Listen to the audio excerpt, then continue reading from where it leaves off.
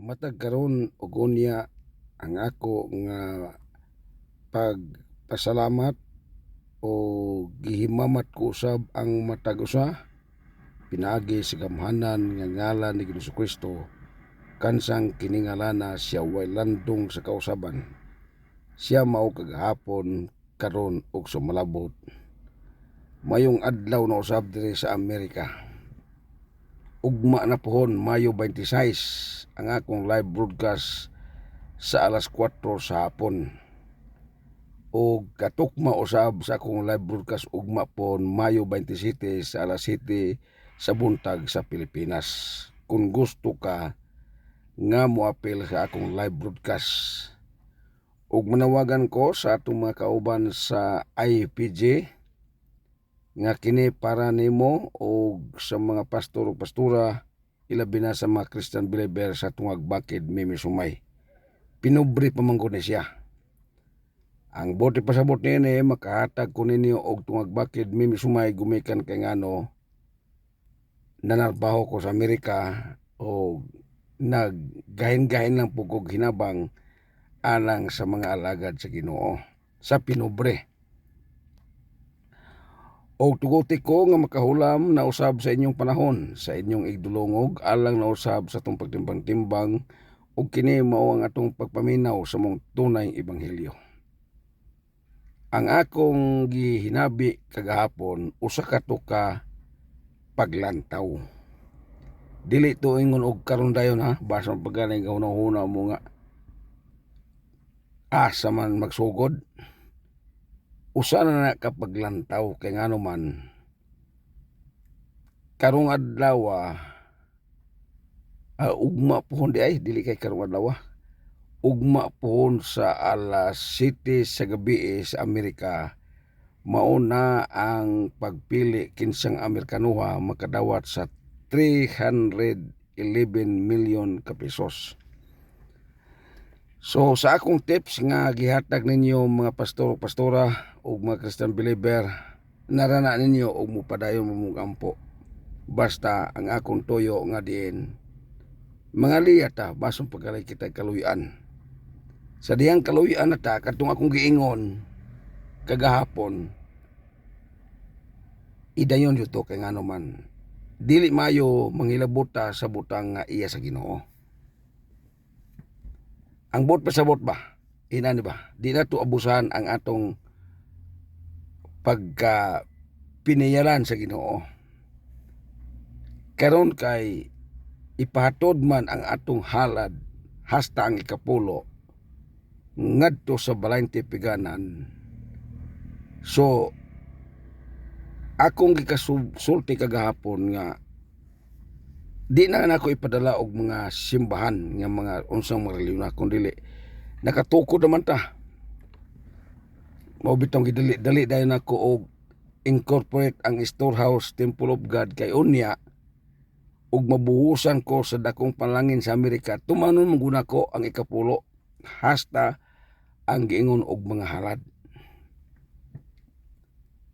Kung maghisgot ta ani akong gilinyahan ngayong apil ko sa Amerika nga mahimong milyonaryo dako binani kayo. Unaw na ako $311 million. Og ibuos na sa Ginoo sa akong kinabuhi. Gatuo ka nga di nako ihatag ang ikapulo nga bahin. Ihatag nako na kay ngano man mao man gunay hiniyap sa langitong trono. Ug ako pong gituhuan nga dili po na moabot sa akong kinabuhi ug wala po ang langit ng pagtugot. Kay gitugot man na niya sa Ginoo. So tugutan po sa akong kasing-kasing ang pagtuman sa unsay hangyo sa langit ng trono. Karon ug ako ning ihatag kining ikapulo lang nga bahin, wa pa sa to'y labot tong halad sa mga simbahan o sa mga relihiyon. Naibalo na ko sa una pa hangtod karon, wa magkadimao ang paggamit sa pagdawat sa ikapulo ug mga halad. Kung ako ang inyong pasultion kay ngano man kay og nagkadimao pa matuman ang gisulti sa tumoy sa Malakias 3:10. Bisag kung saon yun na to huna-huna. Di yun na singa na, di yun na moabot ang gisaad sa langit ng trono. Kantong giingon niya sa tumoy nga, sulay ako ninyo karon, di ba ablihan ko ang tambuanan sa kalangitan, og ibubo ko, siya mismo ang mububo. Nga namang mububo man siya, kay hingabot ang imong halad, kay ang hingabot ang imong ikapulo ngadtong niya. Pero atong sabton, nga kanang atong ihatod nga ikapulo, di nakabot sa langit. Layo binakay ng langit. Nga naman kasulti mo kog layo kayo. Kaya nakasuroy na ko og mga nasod. Lagyo kayo. Amerika paingon sa Pilipinas 18 ngadto sa 20 ka oras. Pilipinas paingon sa kuan kanang Australia 12 ka oras. Layo bina na kayo. Nga galingkod ka sa aeroplano. O kayaw una ang dagan sa aeroplano sama sa dagan sa truck nga imong sakyan. Ilabiyang kakusog na kayo. Pero una sa Amerika 18 ngadto sa 20 ka oras. Naa ka galingkod sa aeroplano. Una pagabot na ko anong mga nasura. Gatuo ko nga doon naglangit layo pagyapon. Mauna nga kanang imo ikapulo o kanang imong halad perte yun ng ayaw yun sabta nga di ka makaabot na sa gingharian langit. Di yun nakaabot. Mo bitaw mingon ang Ginoo nga dad-an ninyo ang inyong halad o ikapulo sa balayng tipiganan. So santo pa, naay balayng tipiganan ang langit ng trono sa kalibutan. Wa nang mahirehistro. O karon ato nang rehistro. Storehouse, Temple of God. Kanang balayng hatdananan ko man na siya sa in English para storehouse. Muna ato na lang in English. Balayng tipiganan. Na-incorporate naman na siya. So di ko gusto nga kining na-incorporate nga storehouse, Temple of God, di ni magkadimao. Ang bot na ko ipasabot, kung naay mga halad sa mga tao sama sa ikapulo og mga halad, dili yun na gamiton para personal sa nagtukod. Sama na ko kaya kung magatukod ana. Di ko mong hilabot yun ana. Kaya nga namang di mo ko manghilabot. Kay sa adlaw unya sa husay, maningil ang Ginoo niya na. Kung ako ang inyong pasaysayon, sumala sa kong gingon sa pipila ka adlaw, hiningon ko nga, sa adlaw sa husay, mga tubang mantantanan. Unya sa pagpangatubang nato sa langit ng trono, kay mo atubang mata sa gingalan og white throne judgment. Sa di pagkapasulong sa langit, ayaw ina nga sayon kay pagsulod sa langit, mo bitaw mingon si Jesucristo, lisod ang pagsulod sa gingharian sa langit. Una sa tanan, masigpet ang dalan paingon sa gingharian sa langit. Ayaw ina nga, anang kung born again ko kay adto na kong langit, anak ko anang Pentecostal ko kay madto na kong langit. Ayaw. Anak ka ni Ginoong Jesucristo, kay nga no, siguro kang makatugangit, kay siya mao ang dalan kamaturan o kinabuhi. Nakaroon, pag-abutan niyo mo sa langit, ayaw ina nga ditso ang pagkapasulod sa langit. Kaya ingon man si Jesucristo, muadto ako sa akong amahan og magaandam og puluyanan. So sato pa, natay dapat kapuyan dito. Ang dakong pangutana, posudlon ba ka dito? Sa di pa kapasudlon, mayroon man ang Ginoo, ang langit ng amahan. Giunsa man nimo paggamit ang akong mga halad. Giunsa man nimo paggamit ang akong mga ikapulo nga gihatod sa mga tawo nga akong gidasig nga ipatos sa balayng tipiganan. Unya kay ang imong hubad, kay ang balayng tipiganan imong mga relihiyon, imong mga pundok, giunsa man nimo paggamit. Mukatawa sa kunya na. Natural mo yung ka nga, mo ni mga Ginoo. Tungod sa kadaghan sa mga halad o mga ikapulo sa mga katawhan kay naghatag man tanan, among gitukod og mga simbahan. among gigamit para misyon, among gitabang sa asa ni usa pang tabanga. Kung muingon ang Ginoo nimo, nakabasa mo sa Malakias 3:10, miyong ka nga nakabasa jud ko ang Ginoo, mo ganing kawali ko ana. Unya giyon sa man nimo pagsabot atong giingon nako nga dad-a. Unsa may giingon nako? Hiningon ko nga aron adunay makaon sa akong balay. Makaon ang akong gisgutan, wala iyon og ipadala sa misyon adto sa headquarter, kundi sa balay ra tipiganan, storehouse. Adto na sa akong balay tipiganan. Tipiganan ko na niya. Sa English pa, storehouse ko na niya. Karon kay gitukod man ako ang storehouse, Temple of God. Incorporated na, nanatay number niya na. So ako nang bantayan. Ang pamagi sa akong bantay mo, ito akong isulti kagahapon. Katong istorya na ako kagahapon, dili pa ito tinuod basong pagaling makaingon mo nga, tinuod to, usa lang to kapananawon, paglantaw. Kung may tabo na unya, ang moabot nga panalangin ako. Nga namang ako manigyaw na una ane, tungod kay dako kayo akong gilinyahan diri sa Amerika. Kaya hingapil ko ni ene, unya wa ko'y plano sa langit ng trono, wala ko sa kalibutan. Kanang gidak-uno na sa akong giapilan diri sa Amerika, gatuo kakaog, di ko mawala sa kalibutan. Ang bot pasabot, mawala ko sa programa sa Ginoo. Di kay mawala yung ko ng kalibutan. Kana bang programa sa Ginoo ba? Kita og maka kuha mong katagkuat tagamay, iinom man gani dayon. Palit man gani tag kulapo, palit man gani dayon taog tuba, gamay pa na kang abot. Income ra na sa imong inadlang trabaho nga 500 ang ura adlaw. Samot na og $1 million na. Katuo ka kaog. Di ko malipong ana, lipong ko oy. Ngani og ako'y buhusan na murag duha na ko'y kasimana, di ko katulog. Di ko katulog kay ngano man, di ko katuo nga hilabi ang kadako. Nakaron, og di na ko na i-plaster pag-ayo. Mutoy akong isulti kagahapon, usa ka to ka paglantaw. Dili kay hinambugay to kay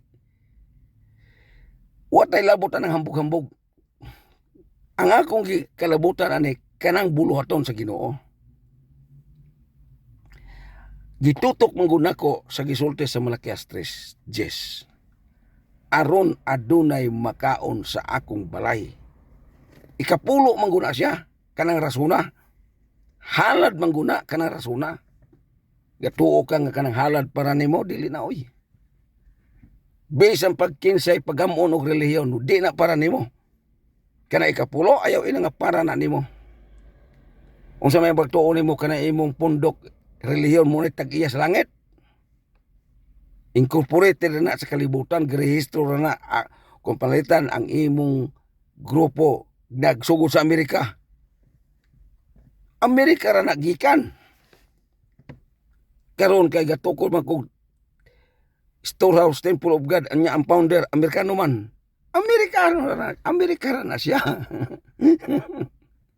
Parehara mo o parehara ta nga gasugod sa Amerika. Okay? Karon, gatuo ka nga ako'y tag-iyana, kanay kapulo. Kaya nagtukod naman kong storehouse. Storehouse na ba yung itukod? Di na ba yun yung mga ministry? Storehouse Temple of God. Ako yung giristo ang nasa Biblia. Dili yun na mayon nga, ikaw Pedro, nining bato tukurong kong iglesia, wa mo ito yung ngalan. Wa ito yung ngalan. Wa po na human. Kini kay storehouse. Balayan tipiganan. Asa makita? Malakias 3:10. Okay? Dugi na kaya nang gisulat ka ron pa na rehistro. Mukatawa ko niya na. Kaya nga naman, dili lalim kining akong gibati para sa bulaton sa Ginoo. Ako na nagisulti kagahapon. Kung buligan ko sa Ginoo, Kay dako man ang akong giapilan. Di man na yun og gigamayan mo ng 311 million, tuwa pa yung 141 million. Ug magdunga nag-abot. Mukatawa ko na. Pero di po na mabot. Ano mag-uol man ko nga sige man adir sa Amerika. Di ako ko Amerika. Mayon taog pag humana na, di na madayon. Sige na kada simana na abot dire. Umabot mo yung nga ako'y masurtian. Nara jay panahon nga ako raw niya masurtian. Nakaroon kayo niya og ako na'y masurtian katuo mo og dulaan ta mo, dili mo dulaan oy. Mao bitaw nga himo ko og live broadcast. Nangita ko mga pastor og mga pastora, Christian believer nga muduyog og ampo kay nganuman. Og di mo muduyog. Hinumdumi, di ko muatas ani. Wa ko gasalig po ninyo. Hinghangyo lang ko kay nganuman aron mo mapiksan. Wala man ko kasalig og mutabang mo ampo. Kamao ko kumuampo po. Maayog di ko kamao mo ampo kay magsalig ko ninyo. Ang inyo ganin tangali yung ampo pagkadimao ako makaingo yung ko nagkadimao ni. Ngano makaingo mo ko nagkadimao ni kung ampo. Kay ngano una sa tanan. Sa diya pa ko sa Pilipinas. Diyan ako'y passport. Approve na ang akong ginganlag visa para Amerika. Wa ko'y kwartang plite. Usa akong gihimong ngagampo ko. Usa ko to kailhanan nga akong ampo tinuod abot. Dito ko sa bukid gaampo. Dito man ako tong giingon sa Mateo. Kung magampo ka musulod ka sa imong lawak og sirhe. Dito ko gaampo ko. Akong gituman nasa Biblia. Ako ray gaampo nga motuman og Biblia. Kamo patakama mo gampo. Wa man mo tuman sa Biblia. Ako hintuman yung og Biblia. Si Jesucristo mong gisulti. Kay og di pa si Jesucristo gisulti, di ko mo adto tong kwarto. Sa diyang gaampo ko. Pipila ka adlaw, diyan tungas dito sa akong gipuy-an. Nangutan nagtinuod word nga moto kag Amerika kog tinuod. Akong ipakita sa akong approval sa American Embassy sa Manila. O di aprobo. Pero di ko kadto. Siya nga naman, wa ko yung may plite. Namang ko yung anak na sa Amerika. Ikaw, kung ko day, plite ko. Di, siyo siya mong plite. Ako lang mo plite siyo ni mo. Wag yun. Malapas sa tanang basakan ng like. Balik ang katong bisita nako. Siya nga, diyan na imong tiket o. Unsa man to? Unsa man to kung pag-ampo? Wato kadimao? Kadimao. Muna nga. Ayaw yun mo pagsalig pastor o pastora o mga Christian believer nga gasalig ko sa iyong pag-ampo. Kay kamao kong maampo. Pero, nanawagan lang ko kay nga naman, aron mapiksan mo. Aron mapiksan mo. Mauna nga mo, dasi ko ninyo, bahalag mo dayon mo og ampo. Og di mo dayon, basta ako. Mupadayon og linya. Inubanan sa akong ampo. Kaya mabawaan ako nga, wa mong apel, nagpadayon, wa mo nagpadayon. Ayaw inang mag-uol ko. Kamaon ako anang kinabuhi . So tungod din malipay mo nga lingi mo nako, gipangita mo nako, aron nga mabuhusan mo sa panalangin unya nga ibuhos sa langit ng trono samtang di ako Amerika. Ug tungod kayo na sa nausab ta sa atong oras, muna sa bakong nga kaninyo, hangtod ugma sa akong live broadcast, alas 4 sa hapon, Mayo 26. Ang tukman nini, Mayo 27 sa Pilipinas, alas 7 sa buntag diha. Mag-abot ta sa atong live broadcast tungag bakid Mimi Sumay kay pobre pako. Okay? Hangtod sa sunod nga panahon, ako magaingon, ang Ginoo magauban ug magapanalangin kanatong tanan. Hallelujah, praise the Lord. Dalaygon ang ngalan ni Jesucristo. Amen og amen.